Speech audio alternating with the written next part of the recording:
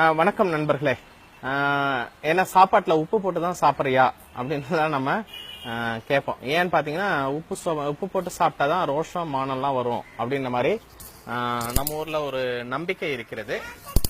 இப்ப இந்த உப்பு அப்படிங்கறத பொறுத்த வரைக்கும் பாத்தீங்கன்னா ஒரு காலத்துல இப்ப நான் சின்ன வயசா இருக்கும் போதெல்லாம் எங்க ஊர்ல ஒரு 50 மூட்டை 100 மூட்டை தெரு ஓரத்திலே இறக்கி வச்சுட்டு போயிடுவாங்க வியாபாரிகள். இறக்கி வச்சுட்டு எப்பப்பெல்லாம் தேவையோ அப்பப்ப மூட்டையில இருந்து எடுத்துட்டு போவாங்க. அதற்கு பாதுகாப்பெல்லாம் ஒண்ணும் கிடையாது. ஏன்னு பாத்தீங்கன்னா உப்பை திருடக்கூடாது அப்படிங்கிற ஒரு விஷயம்லாம் இருந்தது.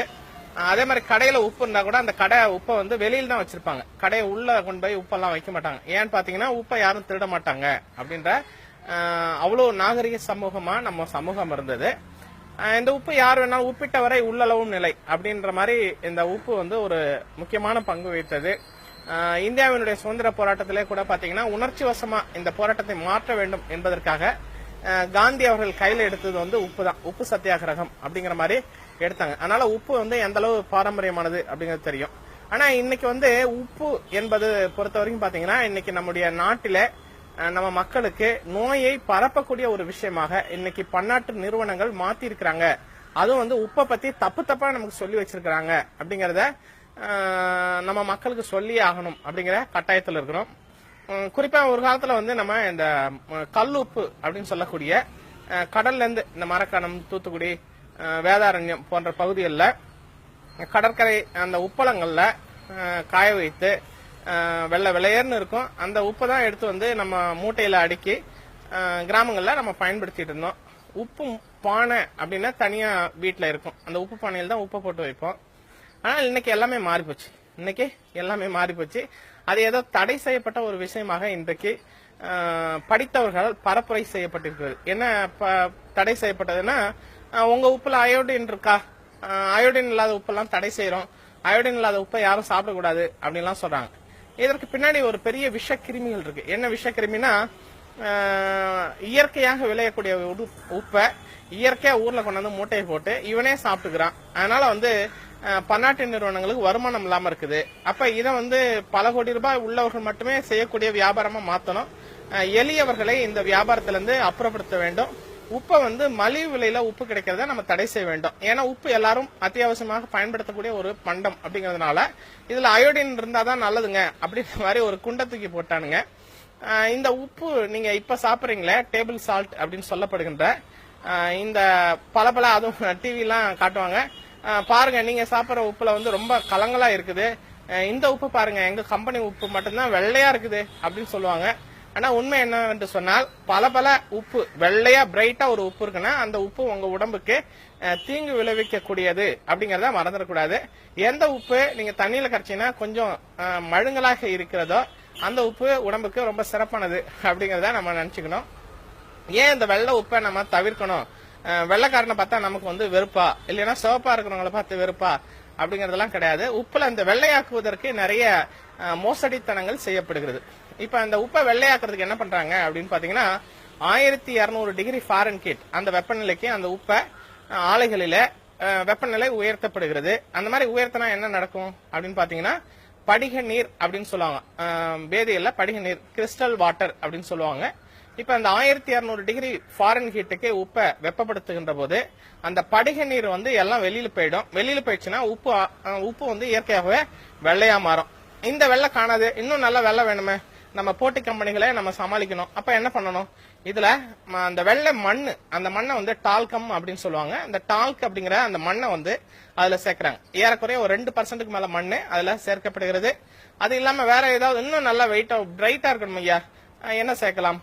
ஃபெர்ரோசயனைடு அப்படின்ற ஒரு கெமிக்கல். அது கிட்டத்தட்ட கார்சினோஜெனிக், புற்றுநோயை உருவாக்கக்கூடியது அப்படிங்க சொல்லக்கூடிய ஃபெர்ரோசயனைடு. இது ஏதோ நான் ஏதோ எடுத்தேன் கவிழ்த்தேன் என்றெல்லாம் பேசல.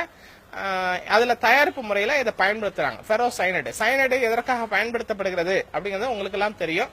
அப்ப அந்த சயனைடை குறைந்த அளவுல உப்புல நம்ம டேபிள் சால்ட்ல சயனைடு இருக்கு அப்படிங்கறத நீங்க தெரிந்து கொள்ள வேண்டும்.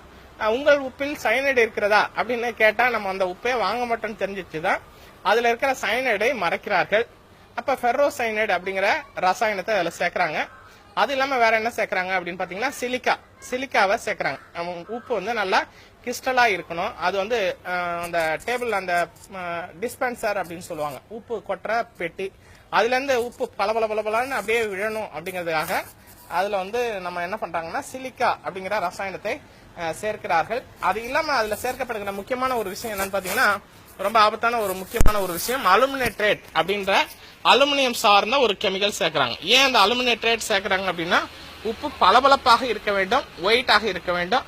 அது இல்லாம அவ்வளவு சீக்கிரமா அந்த காற்றுல இருக்கக்கூடிய ஈரப்பதம் அது அப்சர்வேஷன் பண்ணக்கூடாது அப்படிங்கறதுக்காக வேண்டி அந்த அலுமினேட் அப்படிங்கிற அந்த ரசாயனத்தை அவங்க சேர்க்கிறாங்க. இதெல்லாம் சேர்த்துதான் கடைசியில பாக்கெட் செய்யப்பட்டு சோடியம் குளோரைடு என்ற பெயர்ல நமக்கு விற்பனைக்கு வருகிறது. ஆனால் இந்த கடல்ல நமக்கு கிடைக்குது பாத்தீங்களா அந்த உப்பு வந்து வெறும் சோடியம் குளோரைடு கிடையாது. அதுல வந்து நிறைய தாது உப்புகள், நிறைய மினரல்ஸ், உடம்புக்கு தேவையான நிறைய சத்து பொருட்கள் எல்லாமே இருக்குது. குறிப்பா மெக்னீசியம் போன்ற, தாமிரம் போன்ற ரொம்ப மைனூட்டா தாமிரம் இருக்கு. அந்த அளவு மைனூட் தாமிரம் வந்து நம்ம உடம்புக்கு நன்மை செய்யக்கூடியதாக இருக்கிறது. இப்போ இந்த கிறிஸ்டலைசேஷன் பண்றதுனால, இந்த உப்பை கிறிஸ்டலைசேஷன் பண்ணி ஒயிட் ஆக்கி இந்த கெமிக்கல் எல்லாம் போறதுனால என்ன நடக்குது அப்படின்னு பாத்தீங்கன்னா, முதல்ல சர்க்கரை வியாதி வருவதற்கு இது காரணமாக இருக்கிறது. ரத்த அழுத்தம், பிளட் பிரஷர் அது வரதுக்கு அதுக்கு காரணமாக இருக்குது. என்ன கேட்டீங்கன்னா, இந்த கடல் உப்புல மெக்னீசியம் இருக்கிறதுனால ரத்த அழுத்தம் வருவதை அது தடுக்கிறது, தடை செய்கிறது அப்படிங்கறத நம்ம தெரிந்து கொள்ள வேண்டும். ரெண்டாவது என்ன நடக்குது, கேன்சர், அதாவது பெரும்பான்மையான குடல் புற்றுநோய்க்கு நாம இப்ப சாப்பாட்டிலே சாப்பிட்டு கொண்டிருக்கக்கூடிய அந்த டேபிள் சால்ட் வந்து முக்கிய பங்கு வகிக்கிறது. இன்னும் கேட்டீங்கன்னா, உப்பெல்லாம் அதிகமா சேர்த்துக்காதீங்க, சோடியம் அவ்வளவு நல்லது இல்லைங்க அப்படின்லாம் நமக்கு பரப்புரை செய்யப்பட்டிருக்கிறது. ஆனா என்ன ஒரு உண்மைன்னு பாத்தீங்கன்னா, எங்க அப்பா இப்ப கிட்டத்தட்ட 85 வயசு ஆகுது, இன்னும் நல்லா இருக்கிறாரு. அவரு என்ன பண்ணுவாருன்னா, காலையில எழுந்தோடனே இரவு சோறு சாப்பிட்ட பிறகு மிச்சம் இருக்கிற அந்த சோத்துல தண்ணி விட்டு நீராகாரம்னு வச்சிருப்பாங்க. அந்த நீராகாரத்துல காலையில நிறைய உப்பு அதுல அள்ளி போடுவாங்க, அதாவது கல் உப்பை நிறைய போடுவாங்க. நிறைய போட்டு அந்த நீராகாரத்தை தான் காலையிலே குடிப்பாங்க. குடிச்சுட்டா என்ன ஆகும்னா, ஒரு அரை மணி நேரத்துல நல்லா லூஸ் மோஷன் மாதிரி நல்லா ஃப்ரீயா மோஷன் போயிடும். அவ்வளவுதான், முடிஞ்சு போச்சு அன்னைக்கு. அப்புறம் காலையில அவங்க வேலையை அன்னைக்கு நாள் முழுக்க வேலையை பார்த்துருவாங்க. இதுல என்ன நடந்தது, அவருக்கு பிளட் பிரஷர் இன்னைக்கு வரைக்கும் கிடையாது. காலையில அள்ளி போட்டு கையால அள்ளி போட்டு கல்லுப்பை சாப்பிட்ட எங்க அப்பாவுக்கு இன்னும் பிரஷர் இல்ல, ஒபிசிட்டி கிடையாது, சர்க்கரை வியாதி கிடையாது, சிறுநீரக கோளாறு கிடையாது, ஹார்ட் ரிலேட்டட் கம்ப்ளைண்ட் கிடையாது. ஆனால் இப்ப சாப்பிட்ற டேபிள் சால்ட் அந்த அளவிற்கு இல்ல, அதுல பாதி சாப்பிட்டா கூட ஹார்ட் அட்டாக் வந்துடும். ஏன்னா இந்த ப்ரிப்பரேஷன் மெத்தட் இருக்கு பாத்தீங்களா, அந்த நம்ம நுண் சத்துக்கள், இப்ப இயற்கையில கடல்ல விளையக்கூடிய உப்புல இயற்கையாக பல்வேறான உடம்புக்கு நன்மை செய்யக்கூடிய நுண் சத்துக்கள் இருக்கிறது. அந்த நுண் சத்துக்கள் எல்லாம் நமக்கு கிடைச்சிச்சுன்னா இவர்கள் நோய் இல்லாமல் வாழ்ந்து விடுவார்கள் என்பதனால அந்த நுண் சத்துக்களை தடுத்து நிறைய பேரை தைராய்டு வர வைப்பதற்கு காரணம். முன்னாடி தைராய்டு என்பது ரொம்ப ரேர் டிசீஸா இருந்த அந்த தைராய்டு இன்றைக்கு காமன் டிசீஸ் அப்படிங்கிற அளவுக்கு மாறியதற்கு முக்கிய கைங்கரியம் இந்த டேபிள் சால்ட். முன்னாடி எல்லாரும் ஒல்லியா இருந்தது, இன்னைக்கு எல்லாரும் குண்டா இருப்பதற்கு முக்கிய காரணம் இந்த டேபிள் சால்ட். அதே மாதிரி முன்னாடி வந்து பாத்தீங்கன்னா சிறுநீரக கோளாறு ரொம்ப கம்மியா இருந்தது, நிறைய உப்பு சாப்பிட்டோம். இன்னைக்கு கம்மியா உப்பு சாப்பிட்டாலும் சிறுநீரக கோளாறு வருகிறது என்று சொன்னால் அதற்கு காரணம் இந்த டேபிள் சால்ட். பிளட் பிரஷர் முன்னாடி பெரும்பாலும் அவ்வளவா இல்ல, இன்னைக்கு இவ்வளவு பேருக்கு பிளட் பிரஷர் கொண்டு வந்ததற்கு காரணம் இந்த டேபிள் சால்ட். இதய நோய்கள் முன்னாடி அவ்வளவு இதய நோய்கள் கிடையாது, இன்னைக்கு அவ்வளவு பேருக்கும் இதய நோய்கள் வந்திருக்கிறது, அதற்கு காரணம் இந்த டேபிள் சால்ட். அதனால இந்த பன்னாட்டு நிறுவனங்கள், வணிக நிறுவனங்கள் இவங்க வந்து ஒரு சங்கிலி தொடர் போல இயங்குறாங்க. முதல்ல நம்முடைய உணவுகளுடைய சங்கிலியை உடைக்கிறாங்க, உணவுல நம்ம சாப்பிட வேண்டிய விஷயங்களை நமக்கு தெரியாமலே மாத்துறாங்க, மாத்திட்டு மோசமான விஷயங்களை, மோசமான ரசாயனங்களை நம்மள சாப்பிட வச்சு அதன் மூலமாக நமக்கு வியாதிய விவசாயம் பார்க்கிறார்கள். எல்லாருக்கும் விவசாயம் வந்து நம்ம வந்து விதை போட்டு நெல் கோதுமை விவசாயம் பார்த்தோம்னா இவர்கள் நோயை விவசாயம் பார்க்கிறார்கள். அப்ப எல்லாருக்கும் நோய் வந்த பிறகு அந்த மருந்துகளை ரெகுலரா நம்ம சாப்பிடக்கூடிய ஒரு சூழ்நிலையை இவர்கள் உருவாக்குகிறார்கள். அப்படிங்கறதுனால இந்த வீடியோ காப்பி வந்து மிகவும் மிக மிக மிக அத்தியாவசியமானது.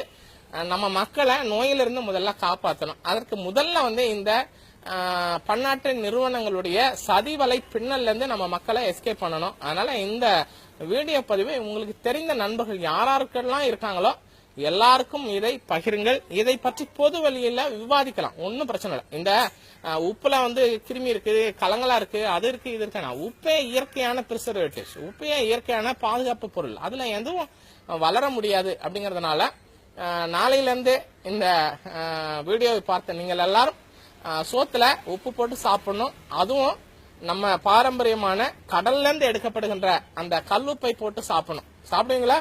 நீங்க சாப்பிடுறது உப்பு தானே சாப்பிடுறீங்க, சாப்பாட்டுல உப்பு போட்டு தானே சாப்பிடுறீங்க. சாப்பிடுங்க. நன்றி, வணக்கம். இந்த வீடியோவை கண்டிப்பா உங்களுடைய நண்பர்கள் எல்லோருக்கும் பகிருங்கள். நன்றி, வணக்கம்.